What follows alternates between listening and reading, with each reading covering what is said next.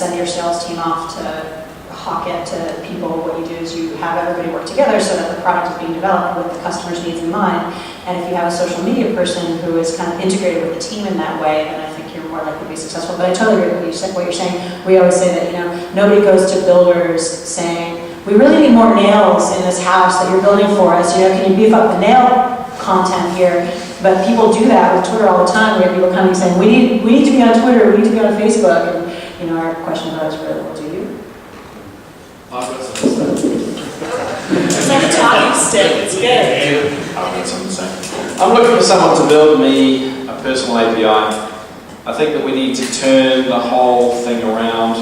We've got companies that have Facebook, they've got their own, don't you say that? And it's like, we've all got this personal information, and we've got all these people, but we have to go out to these networks, and we have to find all our friends.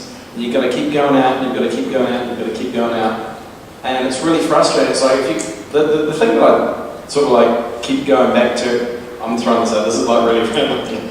It's, Plaxo is really great because you update your stuff, and it like goes out and updates everything with the people you've connected to.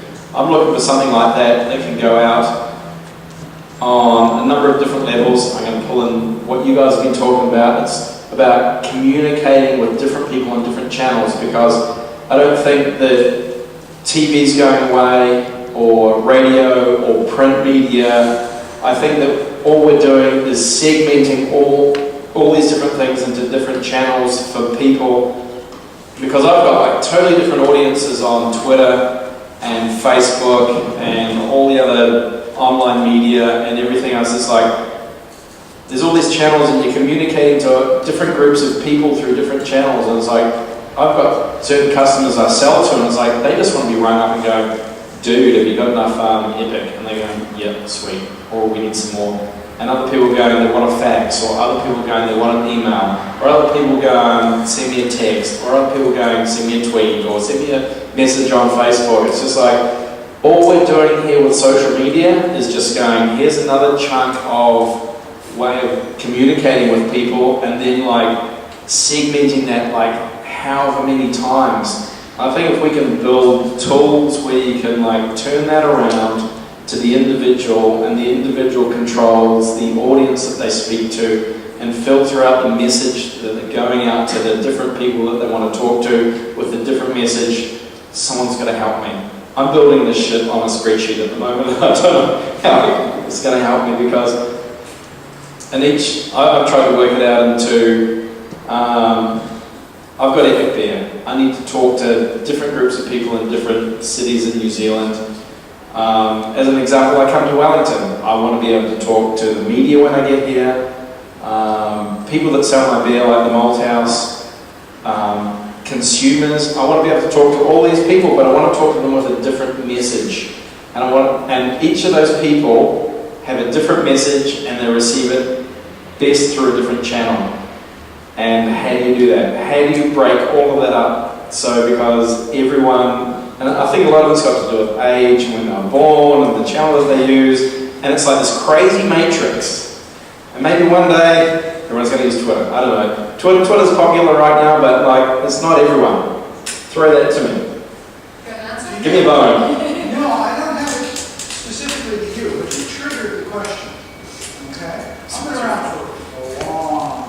20 years ago, I was on the web, and I was watching the growth rates, and I'm going, this can't keep going.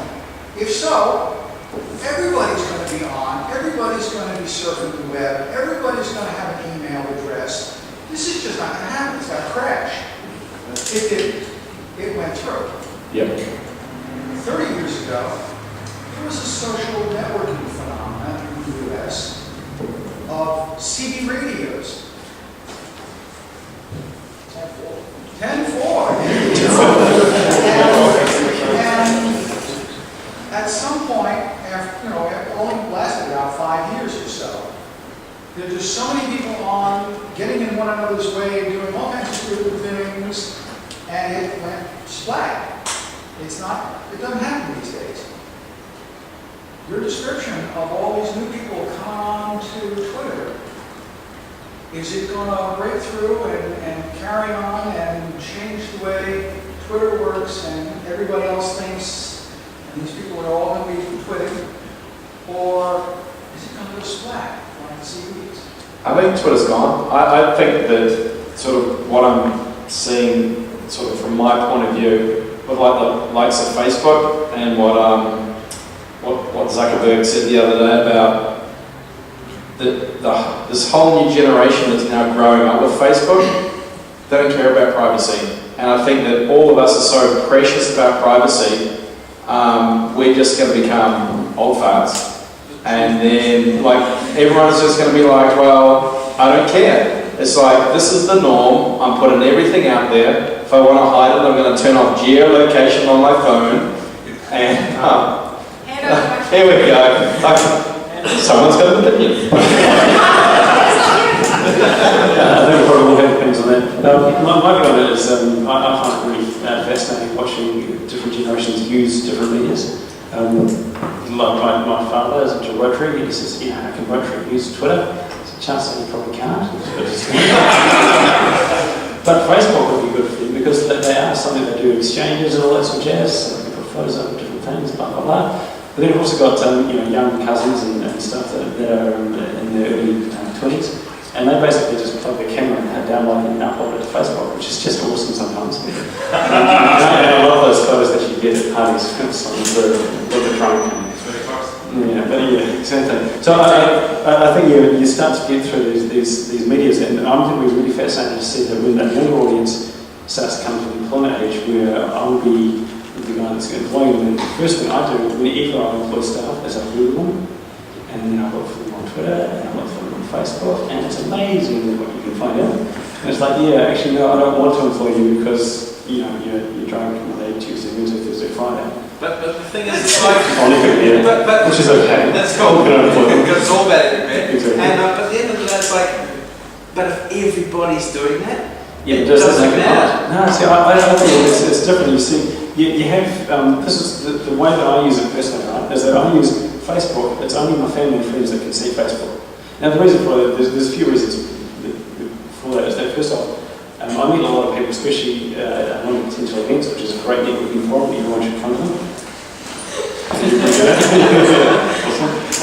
And if you Facebook me, I will not be your friend. So just put that now, because I don't know you from my start. If you're a mate, and I've been out a few months on a drink with you, so on and so forth. We've drinking a bit of beer because it's all I drink. At the moment. You know what I mean? Like in terms of it's the fact that Facebook is for family and friends, and that's how I use that tool. I'm not saying it's the only way to use it. Yeah, it is, and that's true. I'm 31, and I am old. I am getting old. It's like you see the other generation using it in a different way from what I do. But for me, Facebook's for family and friends. Twitter, LinkedIn, that's where I make a business connection. And if you want to be friends on LinkedIn, that's fine. I'm open networking there. But Facebook, that's how I share information with my family that's over in Greece.